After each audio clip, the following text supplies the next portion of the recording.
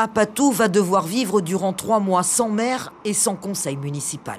Les élections du 15 mars 2020 sont annulées. La préfecture de Guyane doit nommer dans les jours à venir une délégation pour gérer les affaires courantes. Une décision du tribunal administratif de la Guyane qui vient d'être confirmée par le Conseil d'État. Les magistrats ont estimé qu'il y avait bien eu une manœuvre de la part du maire Paul Dolianki dans la constitution de la liste électorale. C'était une manœuvre, une volonté qui était celle du maire sortant d'inscrire des citoyens qui ne résidaient pas à Apatou.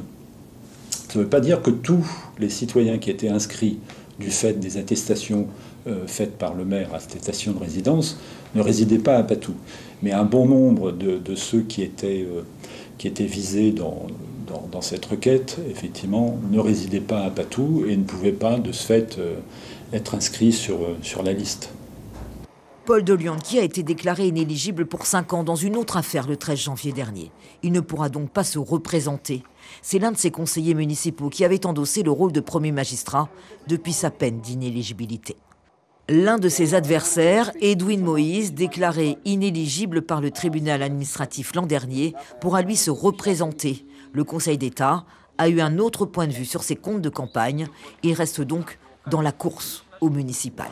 La préfecture a désormais 3 mois pour organiser de nouvelles élections à Apatou.